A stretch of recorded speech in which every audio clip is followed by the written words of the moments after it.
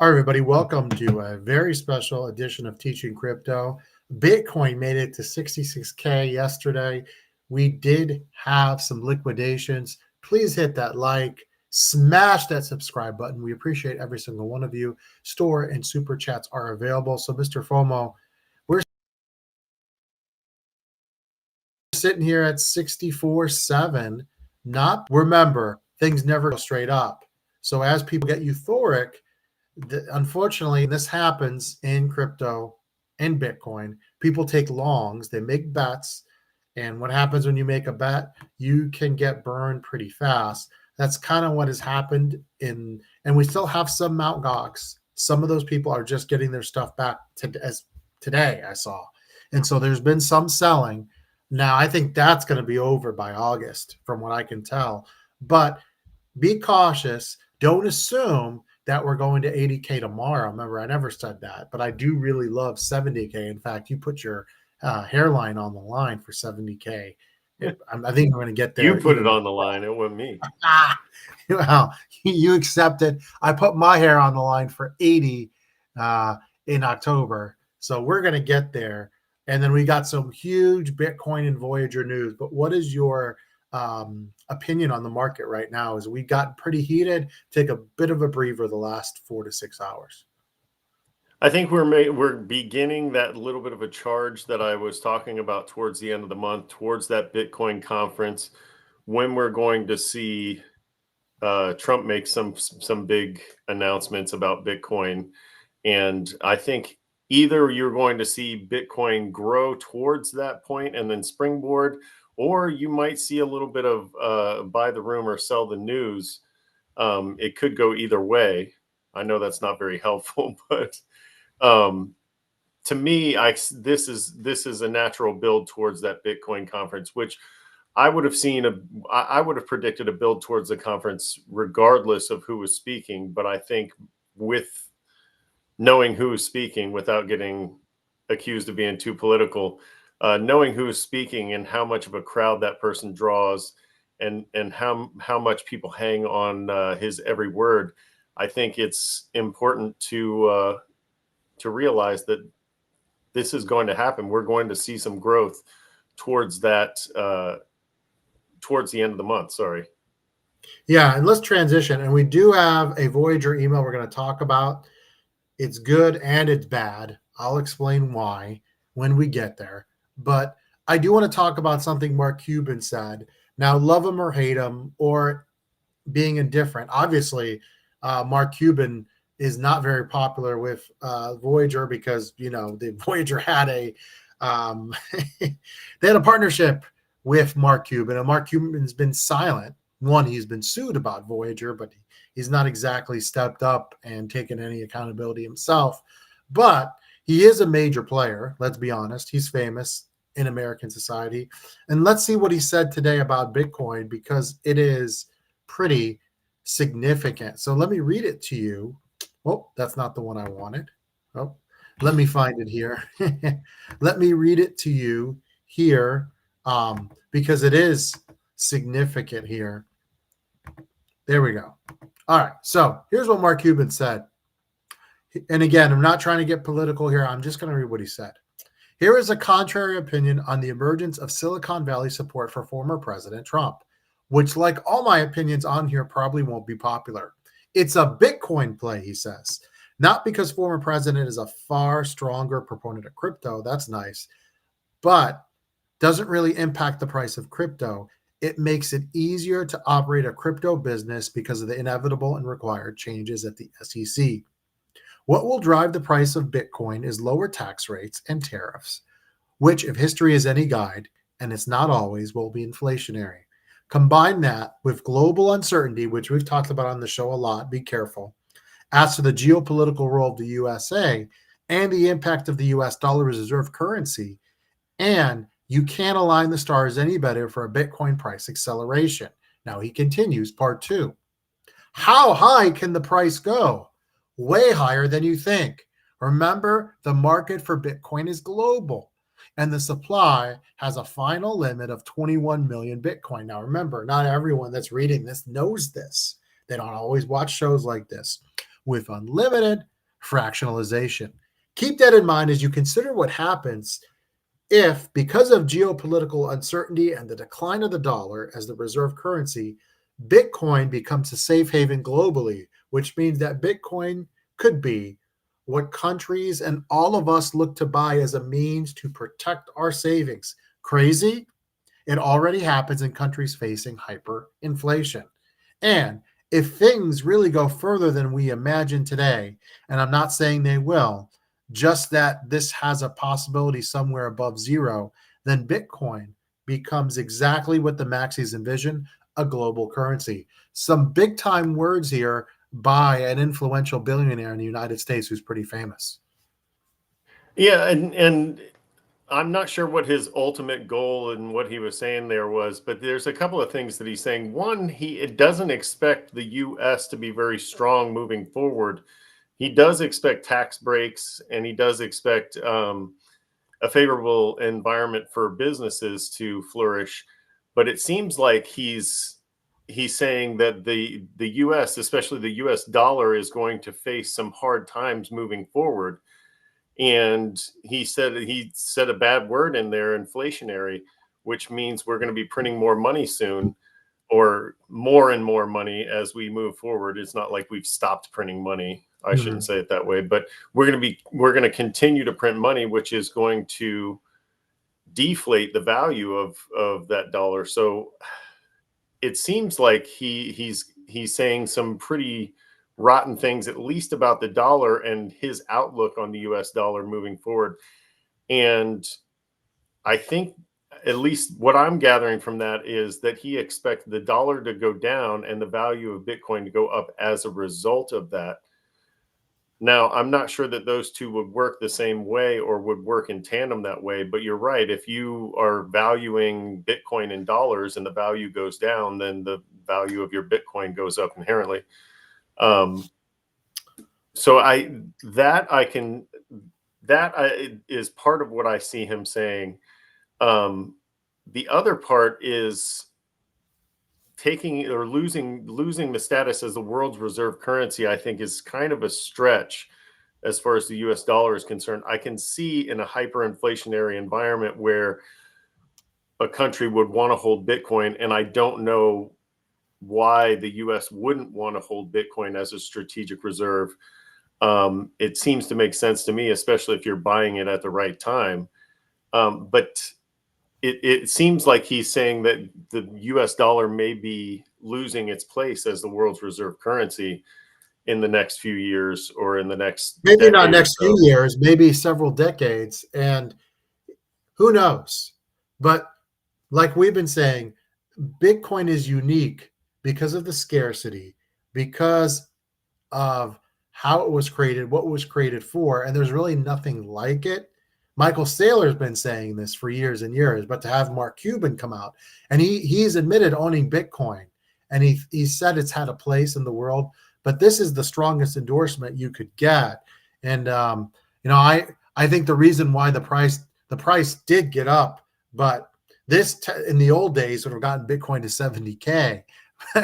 But there's so much going on around the world, and there's so much also today, and I don't have this article to show, but most people are saying by September now, we're almost 100% sure to get a rate cut all of a sudden, when just a couple of weeks ago, there was going to be no rate cuts, if any, until January of 2025. So I found that interesting. That's about to happen. We've talked about that.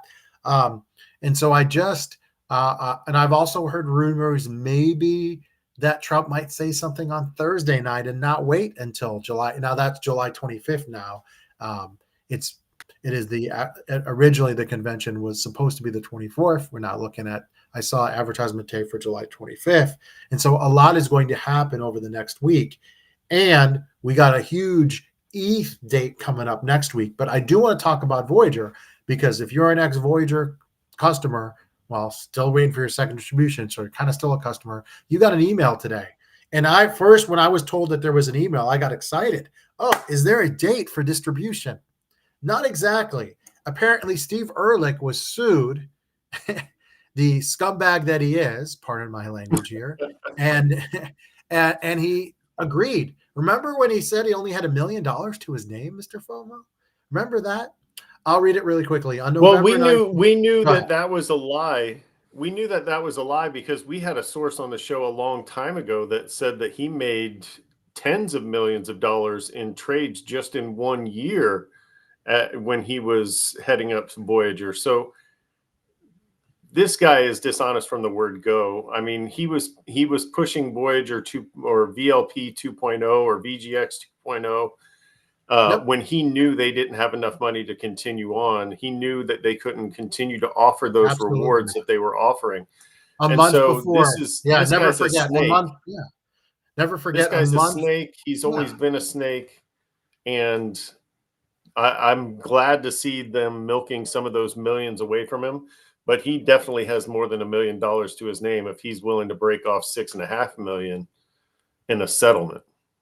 So I'll read to you really quickly. On November 9th, 2022, plaintiffs Sean Roberts and Ken Shepard filed a putative class action complaint in the United States District Court for the Southern District of New York against Stephen Ehrlich and other former officers directors of Voyager. The lawsuit was brought in behalf of persons and entities that held Voyager earn accounts and or purchased VGX tokens between January 1st, 2020 and November 9th, 2022.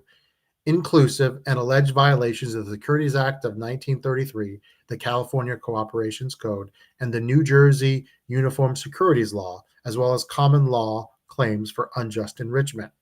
On July 2nd, 2024, the court entered an order preliminary approving a proposed settlement of the lawsuit, which contemplates the payment of $6.5 million in cash to the benefit of customers of Voyager who are entitled to receive future distributions from the wind-down debtor under the Voyager bankruptcy plan. Now, that includes everyone that's watching the show is getting ready for a second distribution. Now, here's the thing. 20 million is 1%. So this isn't even half of 1%. It's going to add something to, but maybe this is one of the reasons why we don't have a date. They're still doing stuff like this. They're still calling back customers. They're maybe trying to get that number, and I've heard as high as 30%. Maybe they're trying to get to that 30 and make it a nice round number. And so that's maybe why the delay of no date. When I first heard the email, I said, all right, we got a date. What date in August are we getting those checks? Still no date. So this kind of came out of nowhere, but $6.5 million is unfortunately not a lot of money when you figure that 1% of everyone's return is 20 million. Well, there's two ways of looking at it. You could look at it that way and say, well, it's a drop in the bucket for what we're looking to get back. And that's true. But the other thing is, it seems like people are working hard behind the scenes for us to scratch out millions here and millions there and to get us what seems to be a more fair distribution in the end. Because originally I thought we were going to get somewhere around 22.5% on this distribution, but I'm hearing a lot more of people saying closer to 30% now, which would be incredible. I mean, just those few percent, but you don't get there without scratching out 6.5 million here, 10 million here, 20 million here, right? So they're doing what they need to do behind the scenes. I mean, I don't want to give credit where it's not due, but I'd give Paul credit here. Paul and his team are scratching out more and more money for us. And maybe this wasn't him, but they some people behind the scenes made sure that we got 6.5 million here. And so I'm grateful to those people. Hopefully we get a date. We'll deliver that date to you as soon as we get it, guys. I know I keep saying I don't think July is realistic. It's July 17th as we record this show. So stay tuned here because if anything breaks, we will give it to you. Next week is going to be a gigantic week for ETH. In fact, I've seen a lot of people talk about a 5K ETH as early as next week. Well, the spot ETHs might be able to stake ETH. So next week, on the 23rd is the exact day, the ETH ETFs are set to go live, and there might be staking that is involved. I've seen a lot of projections of a 5K ETH.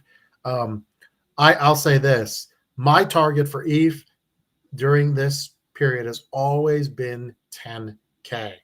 Okay. Right now, we're staring at a 3,400, a little over 3,400. Did hit 35, regrouped because we talked about there was a Bitcoin, just a bit of a lull, went down a little bit. But I do expect ETH to really push towards 4K by next Tuesday. Just my opinion. I think ETH's up for a big weekend. Absolutely. I think this ETF could push it to 5K. And, I think beyond this ETF is going to be a great thing because it's going to lead to more ETFs. I think you're going to see a Sol ETF down the line and then other ETFs to follow, and just more and more crypto adoption by big banks. Now, the one thing I didn't understand was the staking. Who is able to stake their ETH? Just any ETH holders can stake their ETH with banks now, or? That's a great question. I'm assuming the people that hold the ETH for the ETFs would be doing the staking. That would be pretty bullish, but that would be my guess. And also, how long are they staking it for? All those things we don't know, but I don't think the price is baked in yet. I really don't. I think you're going to see a lead up. I do think maybe after the conference we might have another lull. I think August, guys, is going to be amazing, and September. Now, I wanted to mention one thing because we were supposed to do a portfolio show, but we had too much big news. We're getting there. Hopefully Friday. One of the things on my portfolio, Injective, in the past week, we're up almost 29%. Just this week, we've gone from 19. Both of our We're now portfolios. sitting at $26.65. It's one of the big movers that I've been watching. I still think there are some really, really affordable things. So I'll say this, at 64K, I still think Bitcoin is very attractive. Again, I'm calling for a 100K Bitcoin by Halloween. We'll see if I'm right. We'll see if I'm crazy.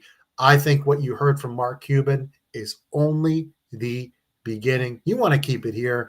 And if you want exclusive information on the crypto world and Voyager distributions, we're the place for you. Mr. FOMO, how bullish are you for ETH over the next 7 to 9 days? Over the next 7 to 9 days, very bullish. I have some ETH. It's one of the cornerstones of my portfolio. Also some Injective, just as a side note. But I've been bullish on ETH for a long time. It's one of the ones that I will hold along with Bitcoin. Most of the other altcoins are trades for me. And so it's not often that I will be holding most of the other altcoins for long periods of time. If I am, I'm making a mistake usually. And so most of the time, ETH is in my bag and it will stay in my bag. And so I'm always bullish on ETH, but I think over the next 7 to 10 days, we're going to see quite a spike in it. You may even see that 4,000 that you were talking about. I think there are going to be some explosive moves here based on the Bitcoin ETF and everything that happened with that. I think that is a precedent that we can count on. And we keep saying it, but we're going to deliver. Watch for us in the next coming days. We're going to reveal our portfolio and some of our targets for the rest of the bull run. Don't forget to hit that subscribe button. We truly appreciate all your support. Remember, super chats and the store are open. For Mr. FOMO, this is AZcrypto. You guys have a wonderful day. See you.